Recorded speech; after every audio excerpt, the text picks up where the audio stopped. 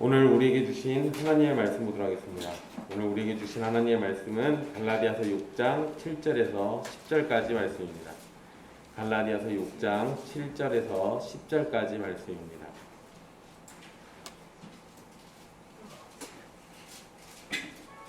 귀하신 하나님의 말씀 받들어서 읽도록 하겠습니다. 스스로 속이지 말라. 하나님은 업신여김을 받지 아니하시나니 사람이 무엇으로 심든지 그대로 거두리라. 자기의 육체를 위하여 심는 자는 육체로부터 썩어질 것을 거두고 성령을 위하여 심는 자는 성령으로부터 영생을 거두리라. 우리가 선을 행하되 낙심하지 말지니 포기하지 아니하면 때가 이름에 거두리라. 그러므로 우리는 기회 있는 대로 모든 이에게 착한 일을 하되 더욱 믿음의 가정들에게 할지니라. 아멘. 이 말씀은 살아계신 하나님의 말씀입니다.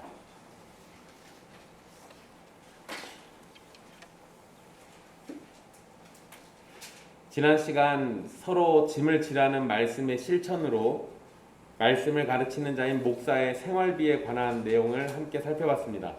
목사는 하나님을 바라면서 살아가야 하는 사람입니다.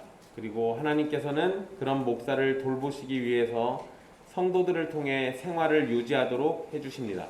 동시에 하나님께서는 성도들에게 성경 말씀을 잘 가르치고 알려줄 수 있도록 목사를 허락하셔서 영적인 힘을 얻고 세상에서 나가 말씀을 따라 살도록 해주셨습니다. 이러한 관계를 통해서 교회는 서로 의지하는 법을 배우고 함께 살아가는 길을 배우게 됩니다. 그리고 그리스도의 법을 성취하는 것을 이러한 관계 속에서 깨닫게 됩니다.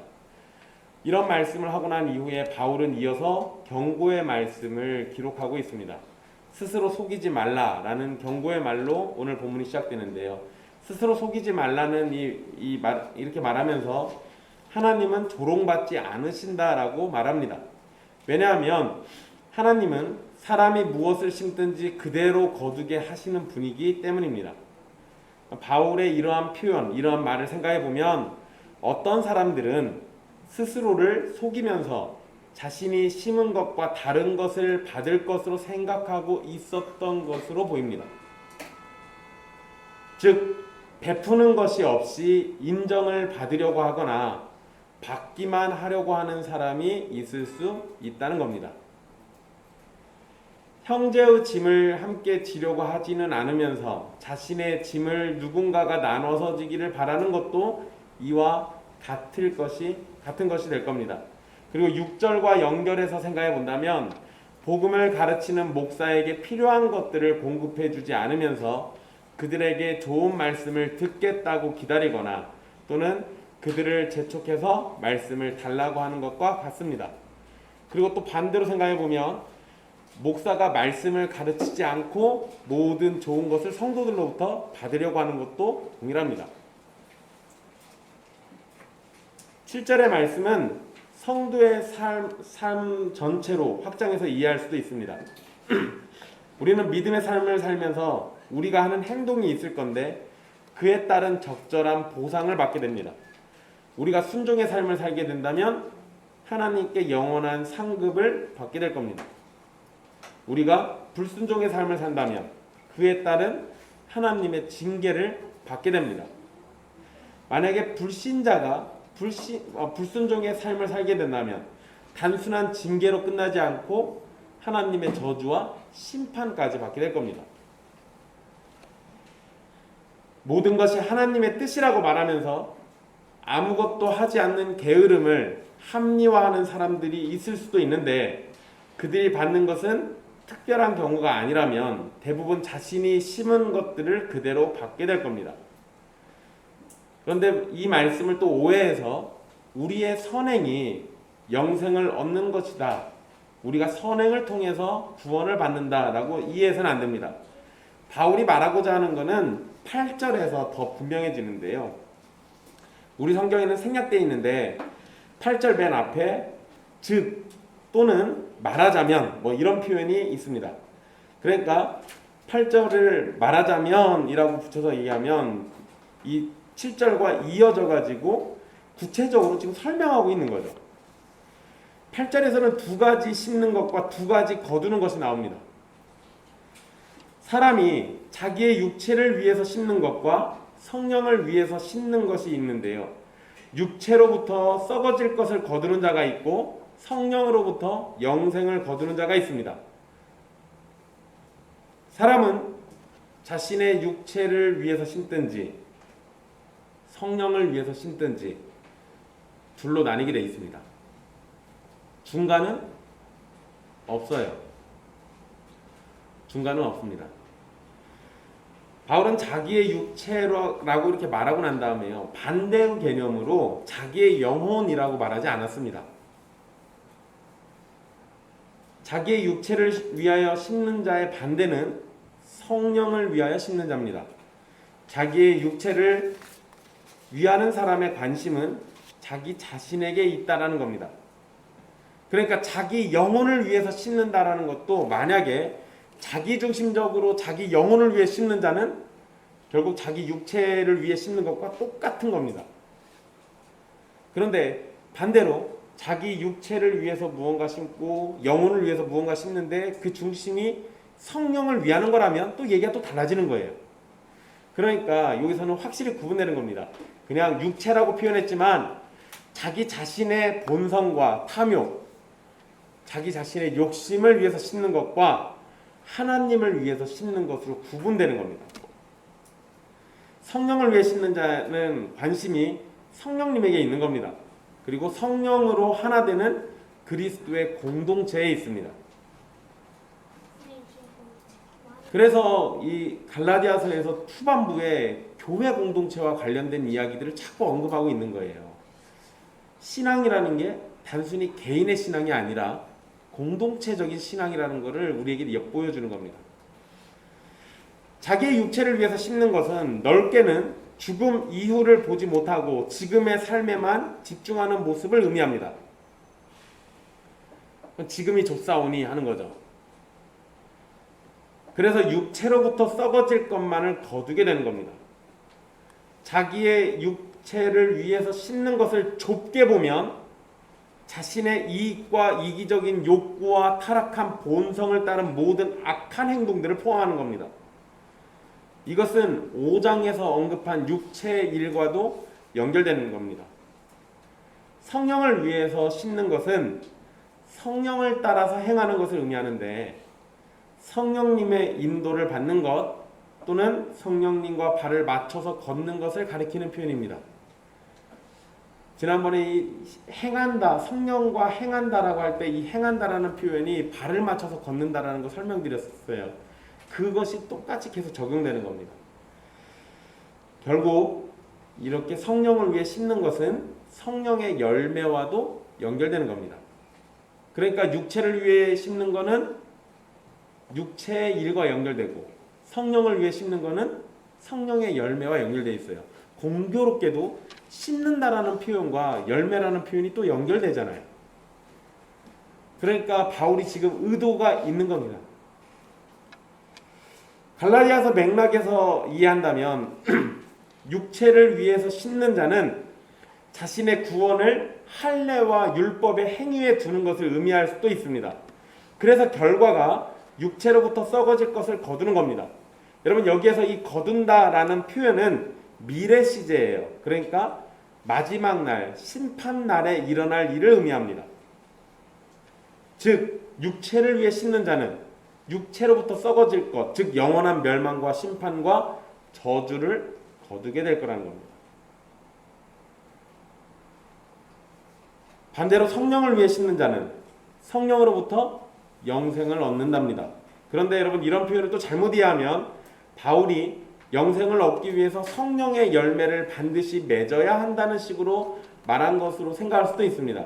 그러나 바울의 의도는 성령의 사람은 성령의 열매를 맺어서 성령으로부터 영생을 얻고 거둔다라는 것을 가리키는 겁니다. 즉 영생이 사람의 수고와 헌신을 통해서가 아니라 성령님께서 주시는 것이에요. 그것을 거두는 은혜를 우리가 누린다는 겁니다. 그러니까 여러분, 주도를 잘 보세요. 자신의 육체를 위해 심는 자는 주도가 자기에게 있어요. 주도권이 나에게 있는 겁니다. 내가 그렇게 하는 거예요. 성령을 위해 심는 자는 여러분 논리적 순서로 아무런 은혜도 받지 않은 사람이 갑자기 성령님을 위해서 뭘 심거나 이러지 않아요. 그냥 본성 그대로 있는 사람은 계속 자신의 육체를 위해 심는 겁니다. 하나님이 그 본성을 바꿔주시니까, 성령님이 역사해 주셔서 은혜를 베풀어 주시니까 사람이 바뀐 거예요. 순서는 성령님의 은혜가 먼저 있는 겁니다. 그래서 성령을 위해 심을 수 있게 된 거고, 성령님이 은혜 주신 결과로 우리가 영생이라는 걸 얻게 되는 거예요. 동시에 여러분, 바울은 우리가 구원을 얻는 데 있어서 아무렇게나 해도 된다는 식으로 말하는 것이 아니라는 걸 알 수 있습니다. 여러분, 이거 우리 그런 거 있잖아요. 오직 믿음이면 된다는, 그걸로 끝내려고 하는 사람들, 그렇게 말하는 게 아무 믿음이나 아무렇게나 믿는 거예요. 그냥 무슨 짓을 하든 오직 믿음이면 된다는 식으로 넘어가는 거, 그건 매우 잘못된 겁니다. 성경은 그런 식으로 말하지 않습니다.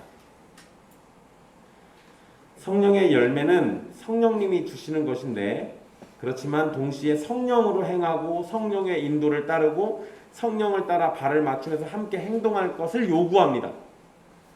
즉, 진정으로 은혜를 받은 사람은 성령님께서 명령하시는 것을 따르고 성령님께서 마음에 감동을 주시는 것을 외면하지 않고 순종으로 나타낸다라는 거예요. 이거를 이해를 못하면 입술로만 믿는다라고 얘기하고 삶은 전혀 바뀌지 않습니다. 이런 은혜를 누리지 못한 사람은 교회 가가지고 예배는 얼마든지 드릴 수 있어요. 아멘 옳습니다도 얼마든지 할 수 있습니다. 그런데 입술로만 하는 게 문제예요. 마음은 바뀌지 않습니다. 마음이 바뀌지 않으면 겉으로 내가 행동을 위선적으로 할 수는 있어도 언젠가는 들통나게 돼 있습니다. 마음의 중심이 바뀌지 않으면 언젠가는 들통나게 돼 있어요.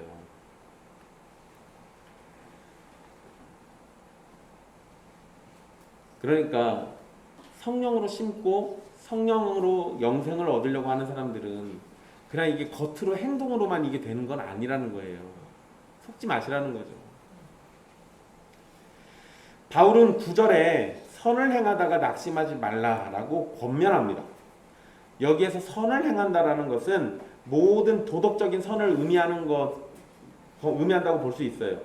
모든 도덕적인 선을 행하는 것, 이런 걸 의미할 수도 있는데, 문맥으로 볼 때는 짐을 서로 지는 것이 될 것이고 성령을 따라 살아가는 것을 의미하는 겁니다. 그러니까 넓게 생각하면 그냥 모든 착한 일 다 이렇게 포함시켜도 돼요. 그런데 그냥 갈라디아서 문맥 안에서만 놓고 본다라고 하면, 그러면은 짐을 서로 짊어지는 것, 그 다음에 성령을 따라 살아가는 겁니다.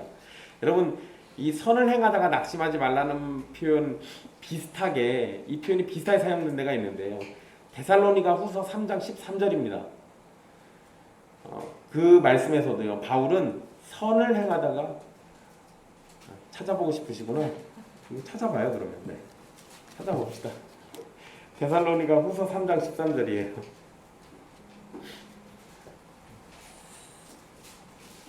같이 읽어봅시다. 데살로니가 후서 3장 13절.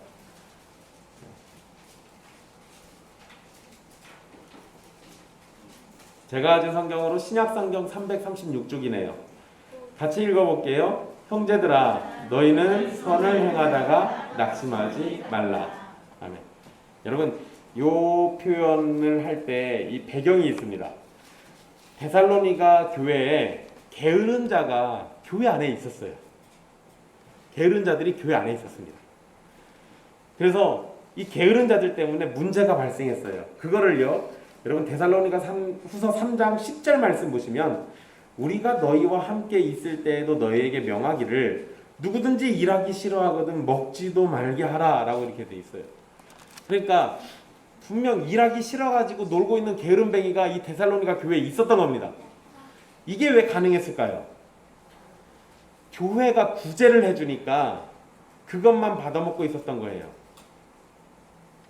이런 악한 사람들이 어디나 어느 시대나 항상 있습니다. 여러분, 이거요, 우리 그 뭐 기본소득이나 또는 그 뭐 생활보장 뭐 이런 거 우리 정부에서 이렇게 하잖아요. 요거 얘기 나오면 꼭 나오는 얘기가 뭐냐면 그것만 받아먹고 아무 일도 안 하려는 사람들 분명히 나온다 이런 얘기 나와요. 실제로 유럽에서는 그렇게 그냥 정부에서 주는 돈만 가지고 먹고 놀고 하는 사람들도 있습니다. 그러니까 이게 분명히 그런 정책이 나름대로 선한 건데 의도는 선한데 그거를 악용하는 사람들은 얼마든지 있을 수 있다예요.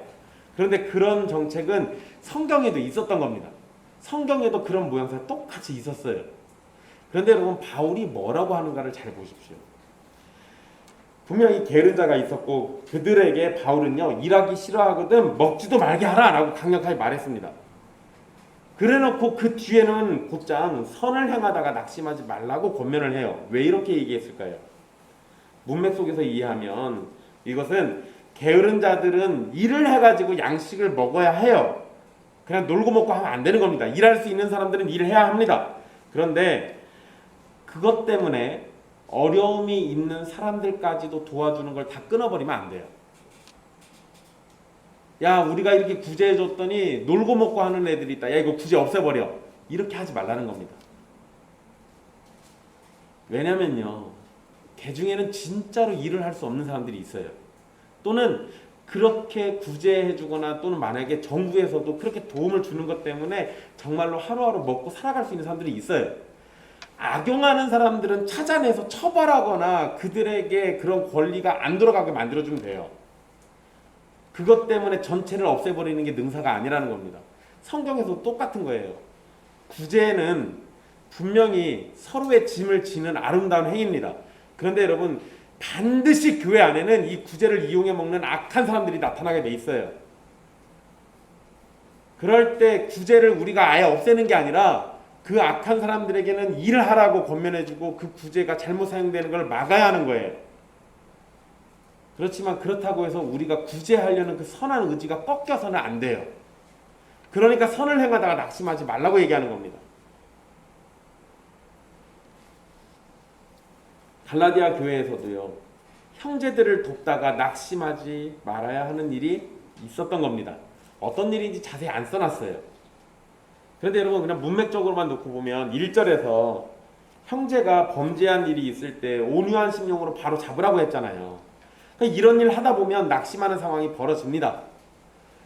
아무리 내가 온유하게 잘 얘기해주고 잘 설명해주고 잘못된 길을 바로 잡으려고 해도 안 들어먹을 수도 있어요. 근데 그럴 때 낙심하지 말라는 거예요. 그럴 때마다 수시로 낙심하면 교회에는 한숨밖에 없어요. 그러지 않겠습니까? 여러분 목사들끼리 모여가지고 뭐 식사하거나 이야기하거나 이러면은요 변하지 않는 성도들 때문에 목사들의 한숨이 끊어지지 않습니다.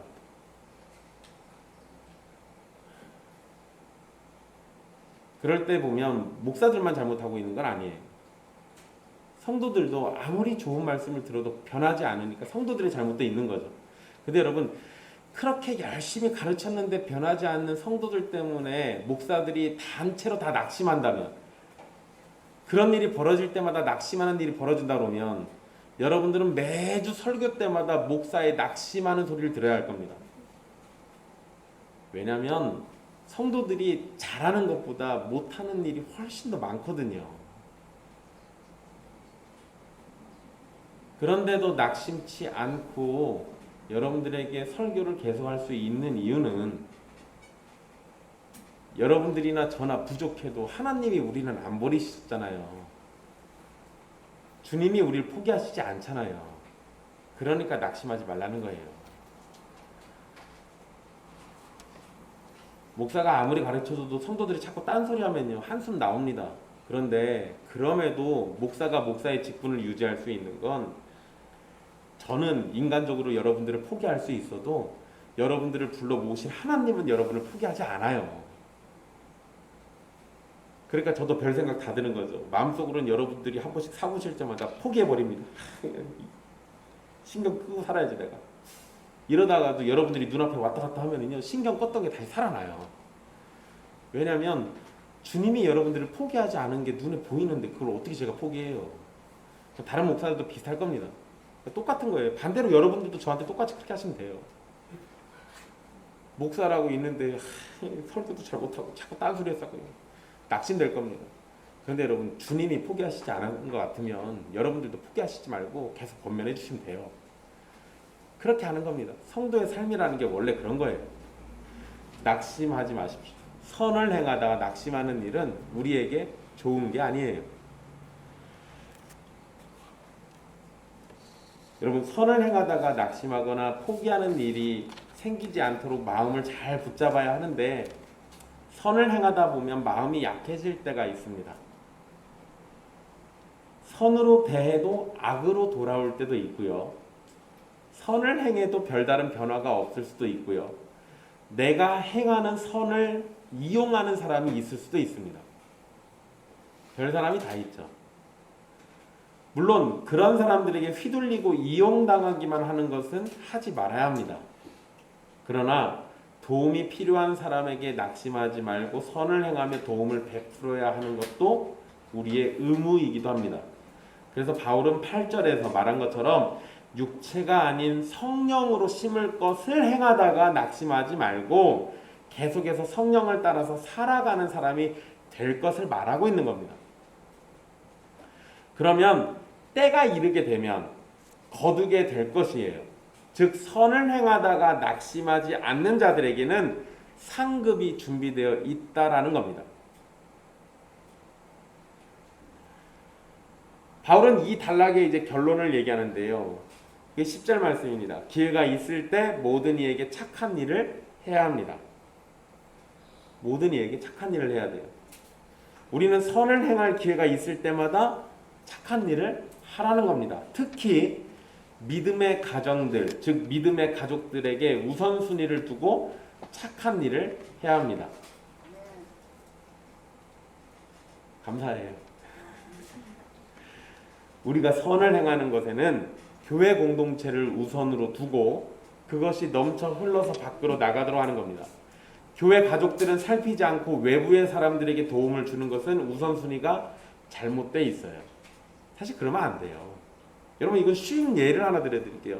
음식이 있는데 자신의 가족들을 먼저 살피지 않고 옆집부터 챙겨주는 아버지, 이런 사람이 있으면 정상이에요? 우선순위가 이상한 거잖아요. 이러면 우선순위가 이상해요. 물론 여러분, 우리 주변에는 그런 아버지들이 있긴 합니다. 맛있는 거 있으면 가족들보다는 자기 친구나 주변 사람들 먼저 줘버리고 막 이런 사람들이 있긴 해요. 근데 여러분, 그게 정상적이진 않잖아요. 그렇잖아요. 똑같아요. 그게 정상적이지 않다면 마찬가지로 우리가 선을 행할 때 먼저는 교회 안에서 도움이 필요한 사람을 찾고요. 짐을 나눠서 져야 할 사람을 찾는 겁니다.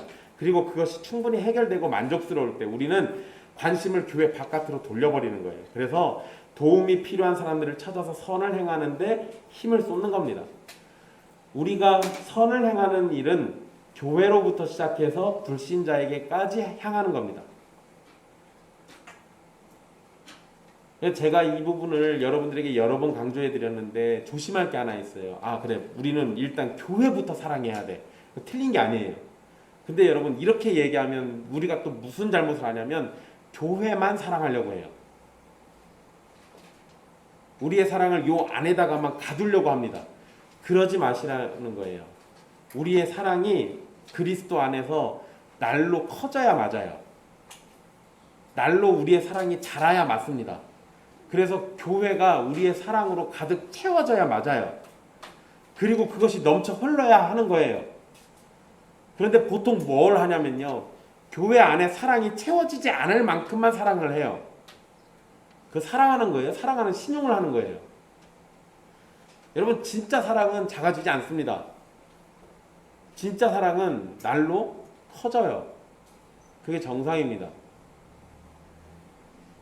그러니까 우리의 사랑이 교회에만 매이도록 만들지 마십시오. 여러분들의 사랑이 교회를 가득 채우고 넘쳐 흘러서 세상을 향해야 돼요.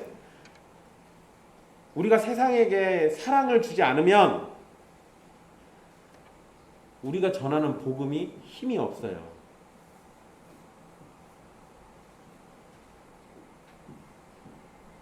여러분, 우리가 전하는 복음은 세상 사람들에게 듣기 좋은 말이 아닙니다. 근데 그들을 감동시키는 힘이 어디서 나오는지 아십니까? 성령으로 역사하는 사랑에서 나오는 거예요. 우리가 전하는 복음을 사람들이 듣고 아 내가 죄인이구나 하고 바로 교회 와요? 보통은 그런 일 없어요. 대부분의 사람들은 그렇게 예수님 믿지 않습니다. 여러분 놀랍게도 대부분 복음이 증거될 때는 그 사랑이라는 게 바탕이 돼요. 우리가 그걸 잘 못 느끼는 것 뿐이지. 그러니까 여러분들의 사랑이 교회에만 매이도록 만들지 마십시오. 우리 교회를 가득 채우고도 넘쳐 흘러야 돼요. 그게 정상입니다.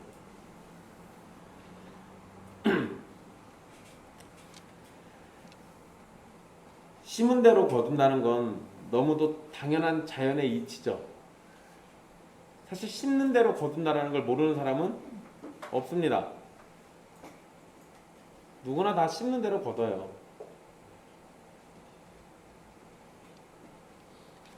바울은 이 당연한 이치를 이용해가지고 중요한 진리를 말하려고 하는데요. 일단 심고 거두는 것을 두 가지로 나눴잖아요. 그래서 설명을 했습니다. 저도 똑같이 이걸 두 가지 부분으로 나눠볼게요. 일단 하나는 구원에 대한 거고 다른 하나는 구원받은 삶에 대한 거예요. 먼저 구원에 대한 걸 생각해 볼게요. 자기 육체를 위해서 심는 자는 썩어질 것을 거두게 됩니다. 썩어진다. 여러분 썩는다라는 건 부패, 멸망, 타락을 의미하죠. 결국에는 이건 죽음을 의미하는 말입니다. 죽음을 의미하는 표현이에요. 사실 썩어질 것을 거둔다라는 건 앞뒤가 맞지 않는 말입니다. 여러분 밭에 내가 뭘 심어놨는데 거기 나온 게 썩었어요. 그럼 어떻게 해요? 그냥 내버려둬요. 거름되게.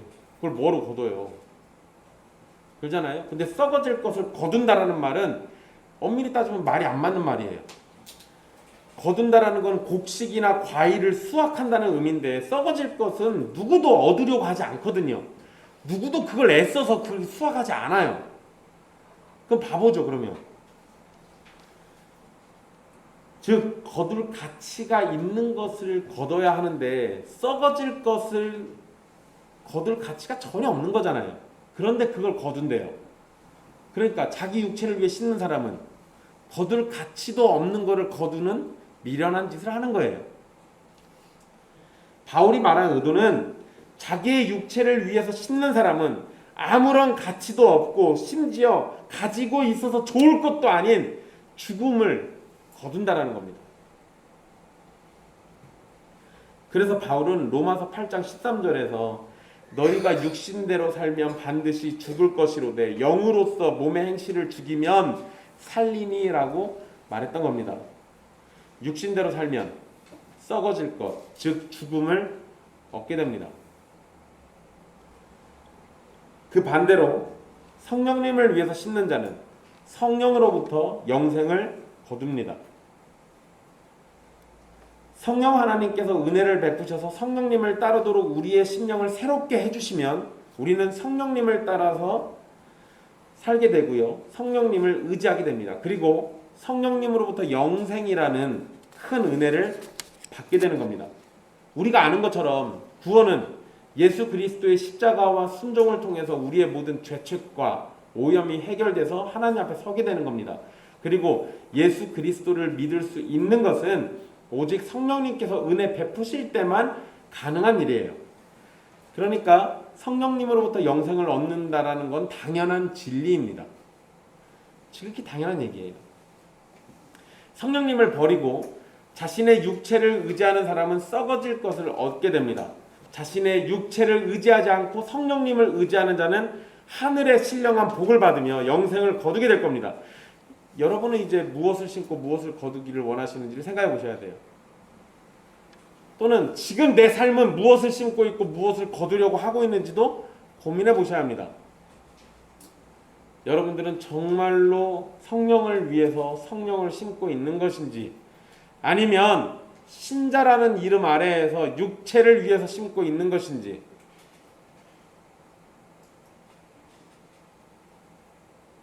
여러분 예수님이 오셔가지고 바리새인들을 책망하셨던 주된 이유가 뭔지 아십니까? 입술로는 하나님을 얘기하고 있는데요. 자기 육체를 위해 심는 사람들이었어요. 그래서 책망하신 거예요. 진짜 하나님을 위한다면 하나님을 심어야 하는 거 아닙니까?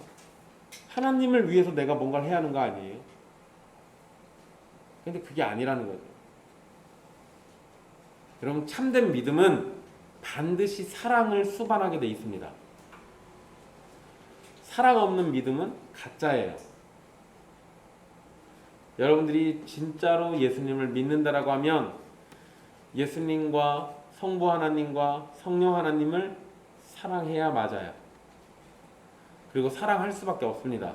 왜 그럴까요? 삼위 하나님이 먼저 나를 사랑하셨으니까요.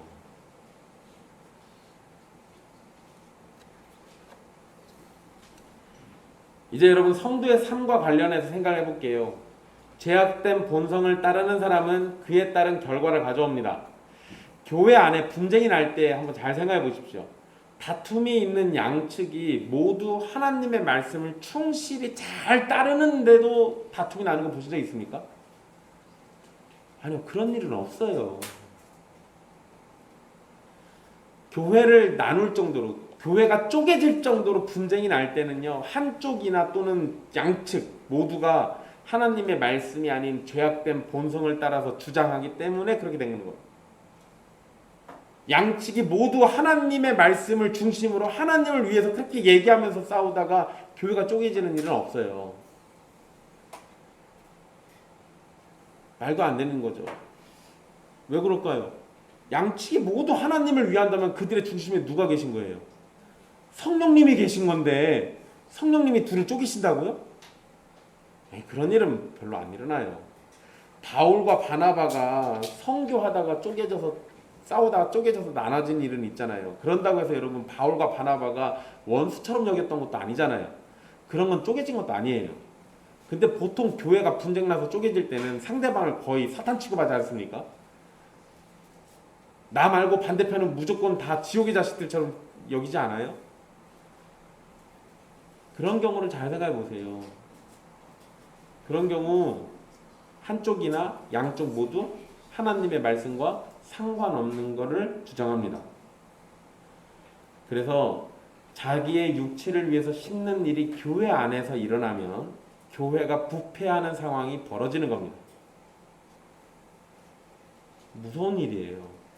무서운 일. 여기에 제일 심각하게 노출되는 게 목사고, 목사만 그러는 게 아닙니다. 여러분들도 여러분들의 육체를 위해서 심는 일을 교회를 이용해서 하기 시작하잖아요. 그럼 목사가 타락한 것만큼 교회를 망칩니다. 그러니까 성도 한 사람 한 사람 모두가 자신의 육체를 위해서 교회를 이용하는 일이 벌어지면 안 돼요. 타락한 사람은 스스로 성령을 위해 심지 않습니다. 타락한 사람은 하나님께 은혜를 받지 않는 이상 그런 일이 나타나지도 않고 성령을 위하는 마음이 생기지도 않습니다. 그러나 하나님께서 은혜의 빛을 비춰주실 때 타락한 사람은 성령을 위해서 심는 영광스러운 일을 하게 됩니다. 성령님이 빛을 비춰주실 때 타락한 사람은 자신의 더러움을 보게 되죠. 그리고 그렇게 눈이 열린 사람은 자신의 더러움을 씻기 위해서 그 죄악된 자리를 벗어나요.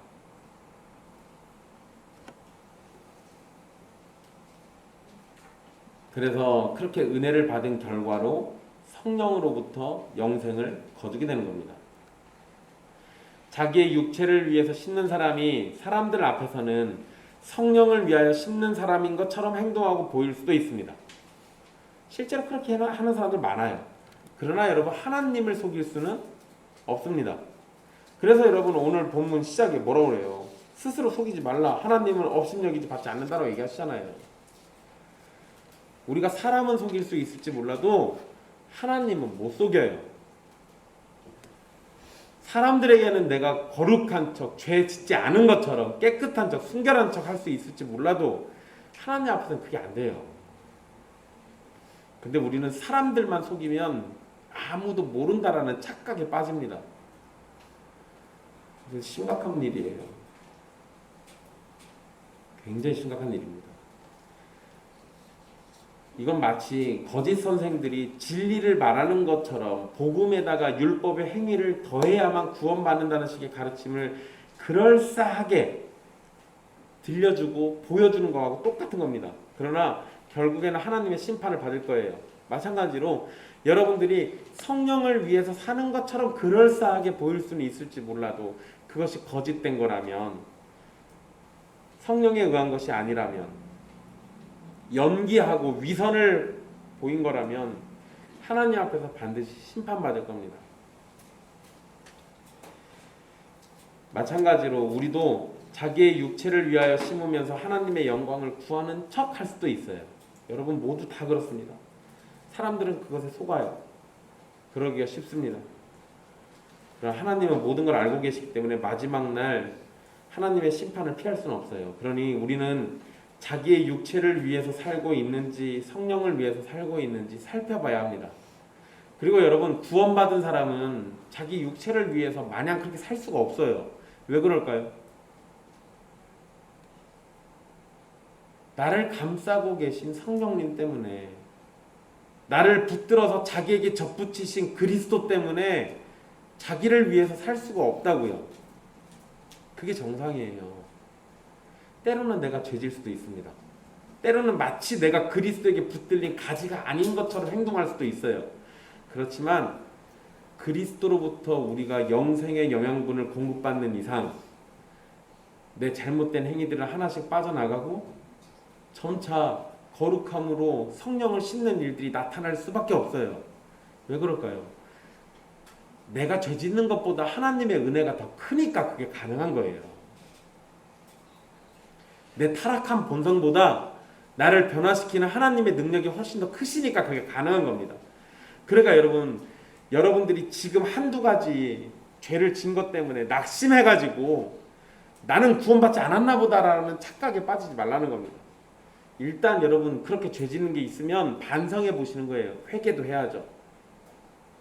그러면서 하나님의 은혜를 구하는 거예요. 그러면 하나님께서 여러분들을 택하셔서 부르신 게 맞다면 여러분들을 다시 회복시켜 주시고 잘하게 해주실 거예요. 그러니까 낙심만 하지 말라는 겁니다. 그리고 여러분, 바울이 심는다라는 표현을 사용했잖아요. 이것도 우리 주위에서 한번 잘 생각해 봐야 합니다. 심는다라는 표현은 농사를 떠올리게 하죠. 농사. 여러분 농사 지신 분들 계세요? 은상이 넌 농사 짓는 거 아니잖아. 농사 짓는데 옆에서 얼쩡거리는 거지. 여러분 어저께 감명환 성도님이 저기 김제에서 칼국수 사주셨는데요. 진짜 별거 들어가지도 않았는데 엄청 맛있었습니다. 어저께 안 오신 분들은 두고두고 후회하셔야 돼요. 근데 여러분 어저께 감명환 성도님이 그거 사주시고 나서 가는데 황병기 성도님이 감명환 성도님 차 뒷꼭지 이렇게 보시면서 아니 농사 지셔가지고 돈 벌어서 힘들게 돈 벌어가지고 칼국수 사는데 다 썼다고 막 뭐라 하시더라고요. 왜 그렇게 얘기하시냐면 황병기 성도님 어렸을 때 농사를 져봤으니까 농사 짓는 수고로움이 얼마나 큰지 아니까 그걸로 돈 6, 7만 원 버는 게 얼마나 고된 일인지 아니까 그러니까 맛있게 드셔놓고는 뭐라고 하시더라고요. 여러분 농사 짓는다라는 거요. 오랜 시간 많은 노동이 필요하고 인내가 필요합니다. 그냥 갖다가 심어놓으면 알아서 나는 일은 거의 없어요. 그리고 알아서 나더라도 제대로 된 소출을 얻을 수가 없습니다. 진짜 풍성한 열매를 얻으려면 계속 잡초도 뽑아줘야 하고 물도 제때 잘 줘야 하고 바람과 햇빛이나 이런 건 하나님이 또 은혜 주셔가지고 제때 잘 불어야 맞아요. 그래야 내가 진짜 제대로 된 소출을 얻을 수 있어요. 바울이 지금 이 심는다라는 걸 얘기하는 거 생각해 보세요. 수고는 열심히 해도 하나님께서 때를 따라 적절한 비와 햇빛도 내려주셔야 돼요. 그러니까 성령을 위해서 심는 건 내가 그렇게 열심히 노력했다고 무조건 이게 다 되는 게 아니라는 거예요. 성령을 위해 내가 열심히 수고하고 인내하고 하더라도 하나님이 은혜 주셔야만 제대로 된 성령의 열매를 우리가 얻을 수 있어요. 바울이 자기의 육체를 위해서 씻는 자를 언급할 때는 씻는 일에 대해서 어려움을 별로 생각하지 않았을 겁니다. 왜 그랬을까요? 여러분 이건 아주 간단합니다. 그냥 타락한 본성대로 행동하면 자기의 육체를 위하는 일이기 때문에 그렇습니다. 그냥 가만히 내버려 두면 여러분들은 자기의 육체를 위해서 온 힘을 쏟아가지고 할 수 있는 모든 걸 다 할 겁니다. 그거는 별로 어렵지도 않아요. 타락한 대로 행동하면 되니까. 그런데 여러분 성령을 위해서 씻는다라고 할 때는요, 은혜로 새로운 피조물이 되었어도 어려운 일이에요. 그리스도 안에서 내가 그리스도와 함께 살고 있어도 사실 이거 어려운 일이라고요. 왜냐하면 우리는 여전히 죄의 흔적들을 가지고 있고요. 또 그것만 있는 게 아니라 죄로 둘러싸인 세상에 살고 있기 때문에 그렇습니다. 내가 잘한다고 되는 게 아니라 내 주변에서 나를 공격하고 유혹하는 일들이 너무 많다라는 거예요. 게다가 여러분 씻는 일을 통해서 거두는 일까지는 오랜 시간 인내가 필요합니다. 그래서 바울은 9절에서 낙심하지 말고 포기하지 말라고 권면했던 거예요. 성령을 위해서 씻는 이 선한 일을 하다가 너무 기다려도 열매가 제대로 열리지 않는 것처럼 보이면 사람들 낙심해 버리거든요. 바울의 표현을 생각해 보면 성도가 성령을 따라 살아가는 일은 금방 열매가 나타나지 않는다라는 겁니다. 그 과정에서 많은 사람은 낙심을 경험하기도 하고 때로는 포기하기도 해요. 빨리 믿음과 삶에서 성령의 열매가 나타나면 정말 좋겠지만 대부분의 정상적인 성도들은 열매가 빨리 나타나지 않습니다. 그리고 충분히 나타나지도 않아서 낙심을 경험하기도 합니다. 이게 일반적이라고요. 이건 우리가 경험하게 될 당연한 일인데 그랬기 때문에 바울은 낙심하지 말라고 권면했던 것이고 때가 되면 열매를 거둔다고 말하면서 인내할 것을 가르쳐주고 있는 겁니다.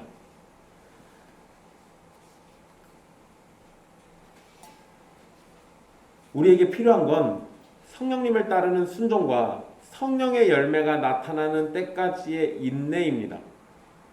우리의 조급함이 이를 망칠 때가 있어요.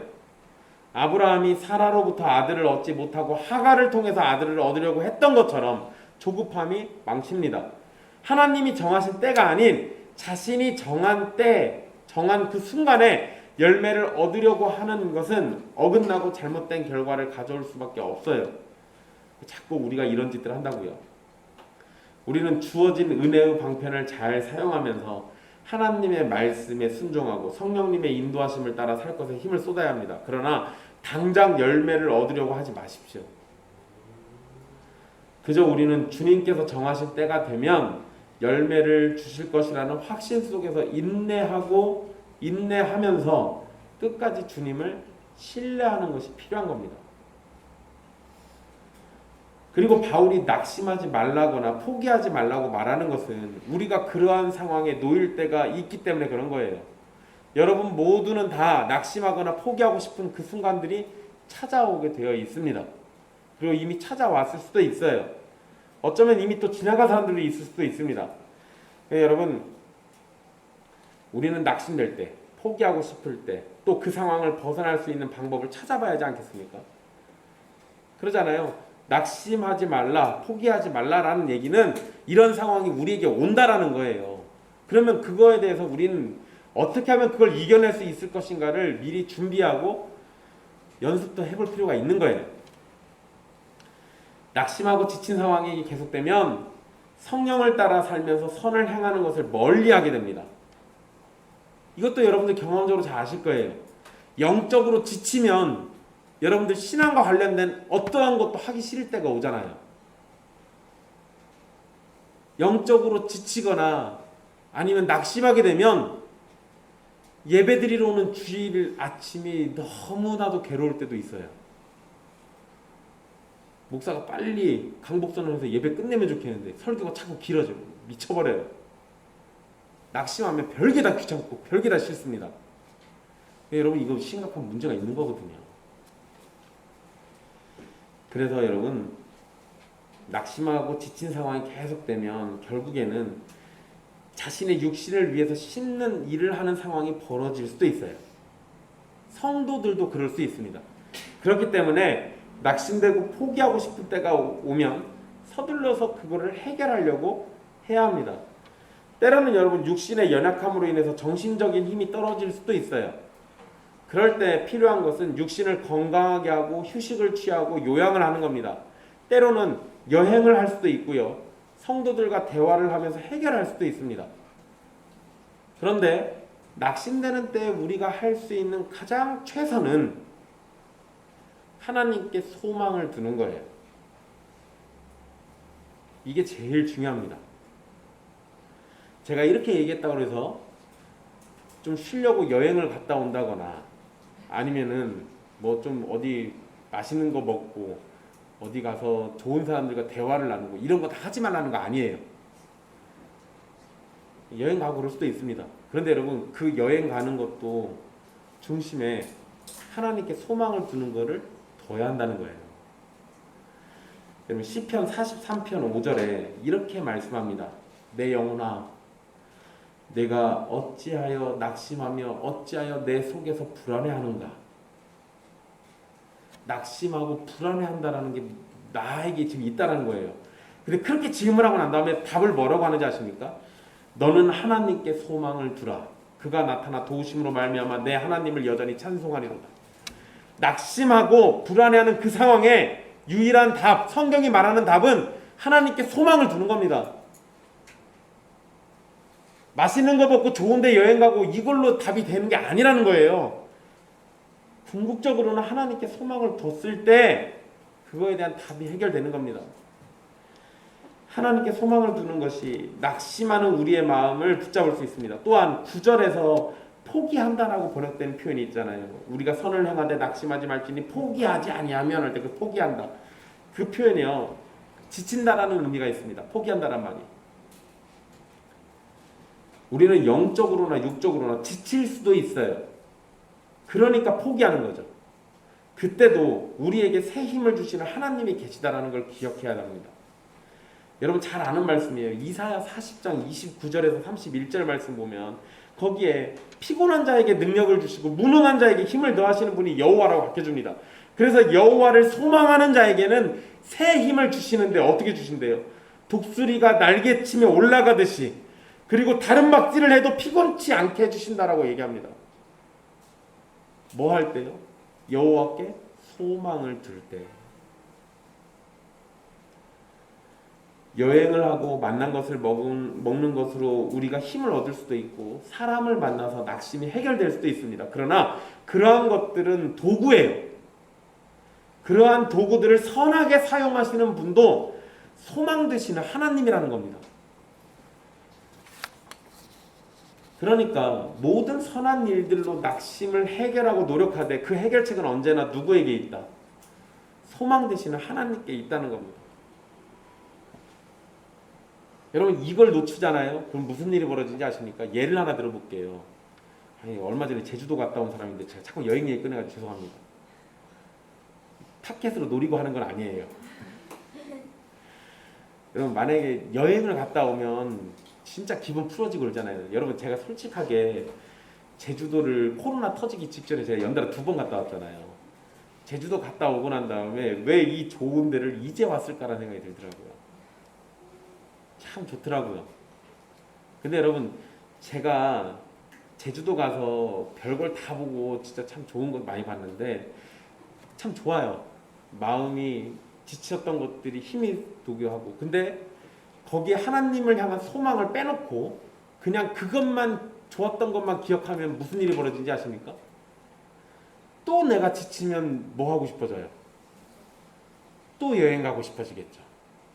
여행 못 가면 못 간 것 때문에 더 낙심하고 더 지칩니다.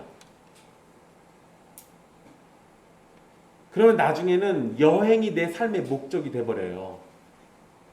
실제로 그런 사람들이 우리 주변에 널려 있습니다. 그런데 여러분 하나님께 소망을 두고요.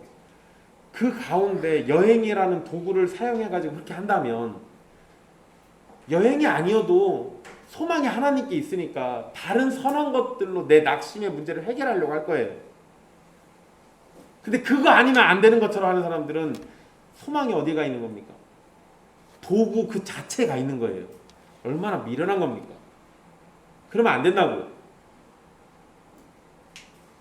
이건 세상 모든 일에 다 적용할 수 있습니다.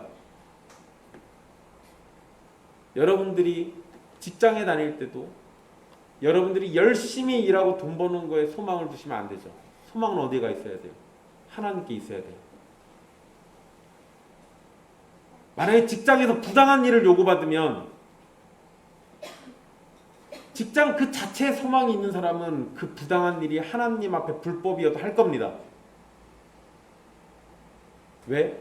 내 소망이 그 직장이니까. 근데 하나님께 소망을 두면 하나님께 어떻게 불법을 저질러요? 다른 직장 찾고 말지. 이렇게 얘기하면 여러분, 아니, 목사님이라 속편해서 그런가 보다 이렇게 생각하실 수도 있는데, 아니요, 그런 거 아니에요. 성도들이 그러면 안 되는 거예요. 성도들이 그러면 안 된다고요. 목사를 포함해서 누구도 하나님의 법을 어기면서까지 내가 무언가를 누리려고 하면 안 돼요. 그런데 하나님의 법을 어기면서까지 내가 뭔가 하려고 하는 거는 소망이 뒤밖에 있으니까 그러는 거예요. 하나님은 저기다 치워놓고 다른 데다 소망이 가 있으니까 그러는 거라고요. 그렇게 해놓고는 하나님께 은혜 받기를 바라는 건 뻔뻔한 거 아닙니까?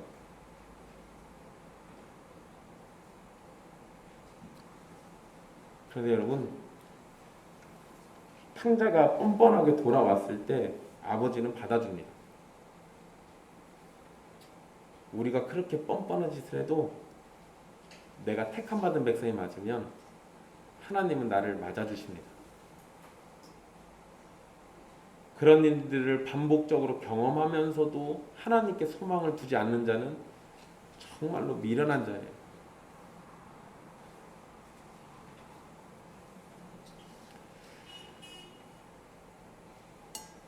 해결책은 언제나 소망 되시는 하나님께 있습니다. 자기 자녀들에게 새 힘을 주시는 하나님이 낙심하고 지친 우리에게 소망이 되시고 새 힘을 넘치도록 부어주실 겁니다. 그리고 여러분, 마지막으로 목사의 생활을 책임져 주는 것이 선한 일인 것처럼 다른 형제를 돕고 교회 바깥에 있는 사람들을 돕는 일도 매우 아름다운 일입니다. 사실 바울은 어려움에 처한 사람을 돕는 일을 다른 서신에서도 반복적으로 강조하고 있습니다. 그것은 구원을 위해서 필요한 일이 아니라 구원받은 사람에게서 나타나는 당연한 삶의 모습이라는 거예요. 당연한 삶의 모습이라는 겁니다. 이렇게 말하면은요, 신자들은 기본적으로 어떤 사람들이에요? 나만 위하고 사는 사람이 아니에요. 신자들은 시선이 항상 내 이웃들에게, 내 가족들에게 돌아가 있어요. 그게 정상이에요. 그게 정상이라고요. 우리가 선을 행하는 건 선택사항이 아닙니다. 성령의 사람이라면 필수적으로 나타나야 할 일이에요. 선하신 주님의 백성이 선을 도무지 행하지 않는다는 건 있을 수 없는 일입니다. 우리는 선을 행하는 일에 최선을 다해야 돼요. 낙심과 포기하고 싶은 마음을 이겨내면서 계속해서 선을 행하기를 힘써야 합니다. 우리 주님께서, 우리 예수님께서 선을 행하시다가 낙심하지 않으셨습니다. 3년 동안 사역하실 때 많은 사람에게 말씀을 주셨고 병자들을 고쳐주셨고 죄인과 소외된 자들의 친구가 되어주셨죠. 그런데도 사람들이 뭐 했습니까? 저자를 십자가에 못 박으라고 했어요. 그렇게 좋은 일, 선한 일, 복된 일 다 해주셨는데 사람들은 예수님을 죽이는 일에 힘을 모았고 예수님을 십자가 죽음으로 내몰았습니다. 그런데 만약에 그 상황에서 우리 예수님이 낙심하셨더라면 우리는 구원을 받지 못했을 겁니다. 바로 그 예수 그리스도 안에서 죽음까지도 처한 그 상황에서도 낙심치 않으셨던 예수 그리스도 안에 우리가 부르심을 받았기 때문에 우리는 예수님을 닮아서 낙심하지 말고 선을 행할 수 있는 겁니다. 이것은 매우 힘든 일이겠지만 우리를 그렇게 사랑하셔서 끝까지 선을 행하신 예수님 안에서 여러분이 있다는 사실을 기억하시고 주님께서 도우시고 힘을 주실 것을 기대하면서 선을 행해야 합니다. 사랑하는 형제와 자매 여러분, 무엇을 심는 사람이 되실 겁니까?